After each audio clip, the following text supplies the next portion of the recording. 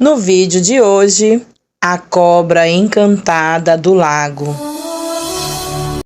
Texto transformado em conto, respeitando a narrativa do remetente. Me chamo Anastácia e o que irei contar aconteceu com pessoas da minha família. Morei minha infância inteira e parte da adolescência numa comunidade ribeirinha, localizada no estado do Amazonas. E é com muito respeito que irei contar algumas experiências ocorridas naquele ambiente. Se é novo por aqui, se inscreva em nosso canal, ative o sininho de notificações. Acompanhe nosso conteúdo até o final e se gostou, não esqueça de deixar o seu like. A vida era simples, mas rica de beleza e encantamentos naturais. Acompanhei de perto as dificuldades vivenciadas pelo amazônida para garantir seu sustento, respeitando os limites da natureza e a preservando da destruição. Fomos educados desde cedo a cultivar esse respeito por tudo que nos rodeava. Lembro bem de todas as tardes, quando eu estava perto de 18 horas, minha mãe nos chamava da janela de casa, enquanto eu e minha irmã brincávamos alegremente no quintal de casa. Nosso quintal ficava às margens do rio, e mamãe ensinava que a partir daquele horário, as criaturas da natureza precisavam de silêncio. Atendíamos o chamado de nossa mãe meio a contragosto, pois queríamos mesmo era brincar um pouco mais. Em nossa inocência de criança, não víamos mal nisso. Certa tarde, minha irmã resolveu desobedecer quando nossa mãe nos chamou, e não entrou. Eu me dei conta que ela não estava vindo atrás de mim quando já estava dentro de casa.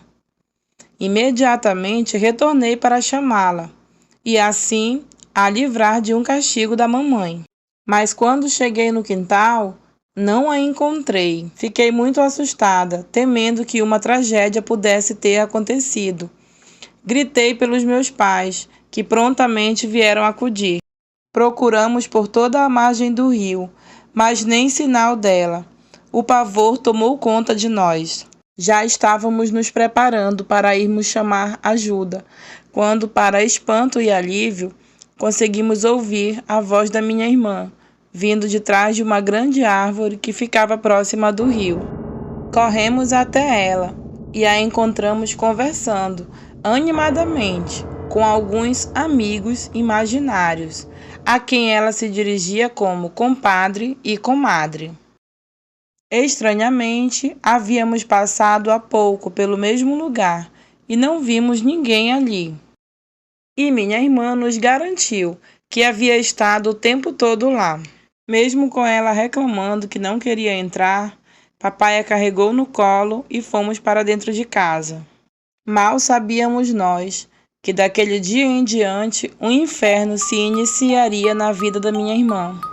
Naquela noite mesmo, acordou várias vezes, dizendo que o homem com escamas estava chamando-a e ela tinha que ir com ele.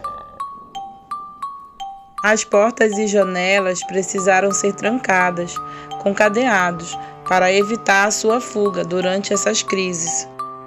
Meus pais tentavam a acalmar, dizendo que isso era só um sonho e que não havia ninguém ali.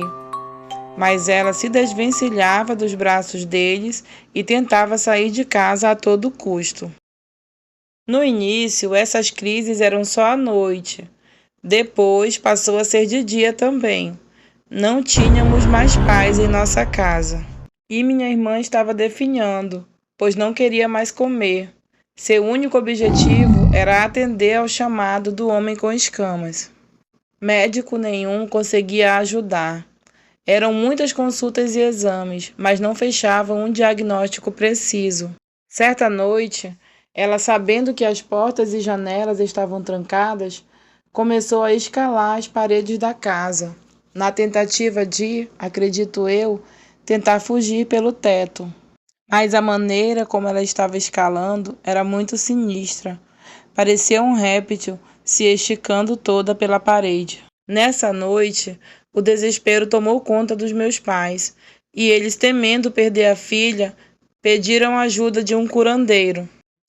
O bom homem disse que aquilo era um encantamento de um grande ser encantado que vivia nas redondezas, e fez um tratamento em minha irmã com banhos e defumações.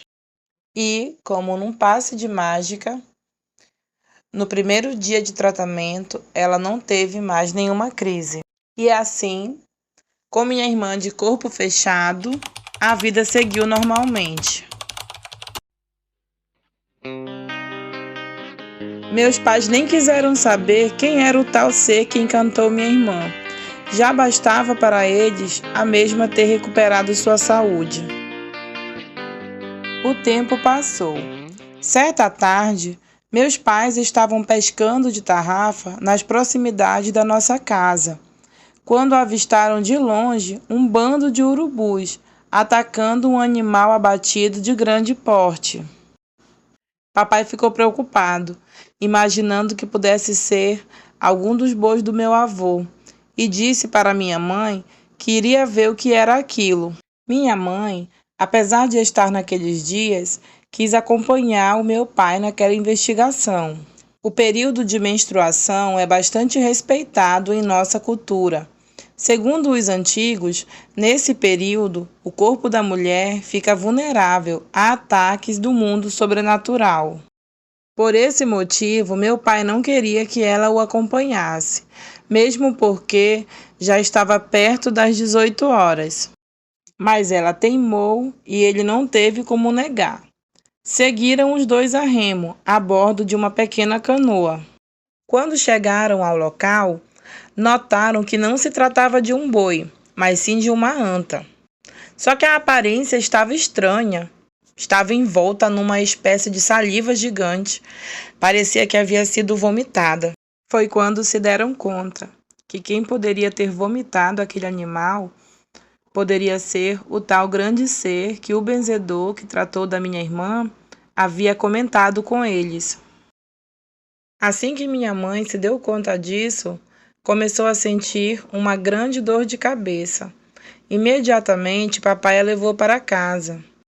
A dor era tanta que ela pensava que iria morrer, chegando até a se despedir do papai e de nós, seus filhos. Papai ficou tão angustiado que, não pensando duas vezes, pegou todos nós e mamãe, nos colocou dentro da canoa e rumamos para o vilarejo onde o benzedor vivia.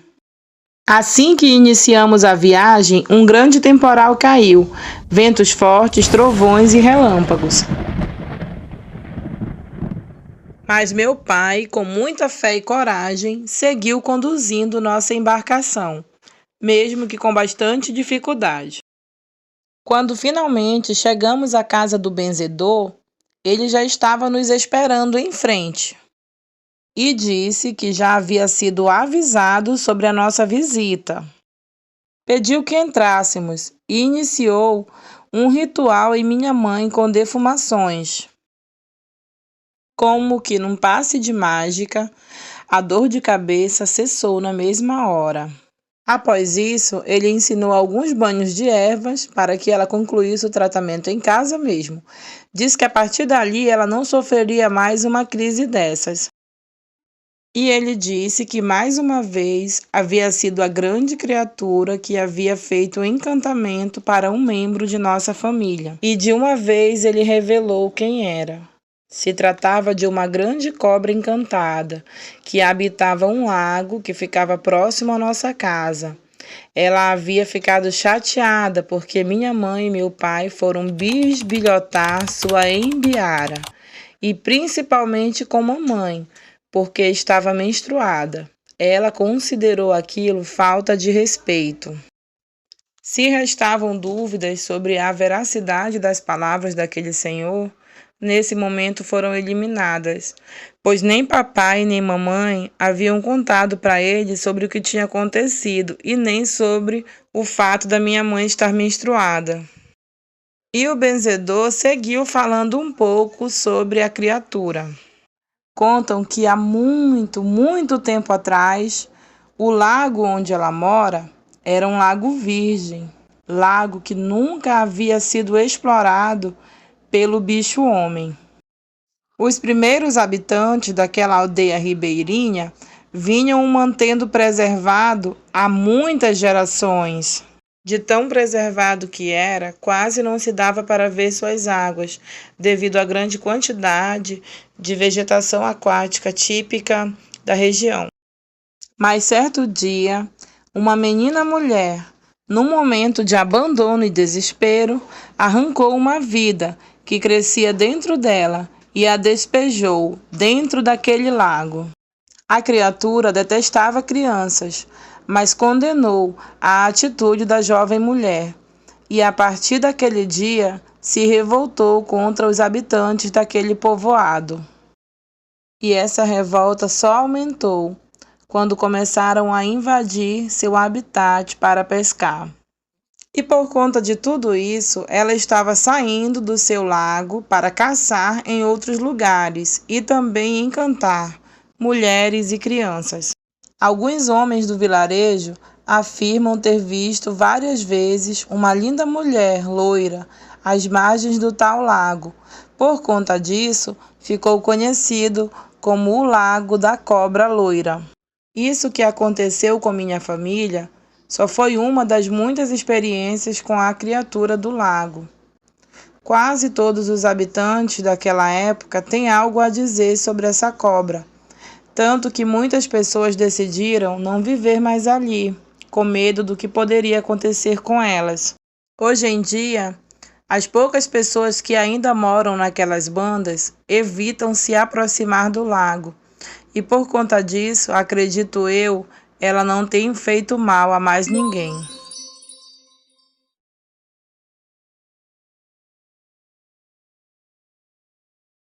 Contextualizando. O universo amazônico é rico em mistérios e tradições milenares, belezas que encantam e assustam ao mesmo tempo. A lenda da cobra grande é uma das muitas que fazem parte do universo amazônico. Comente sobre o que achou dessa história. Sua opinião é muito importante para nós. Só lembre de manter o respeito, pois se tratam de histórias enviadas. Não podemos garantir a veracidade das mesmas, mas o respeito deve prevalecer. Quer ter uma história sua compartilhada aqui no canal? Envie um e-mail contando sua história. Nosso endereço é historiascontadas.conto@gmail.com. Histórias Contadas agradece sua companhia até aqui.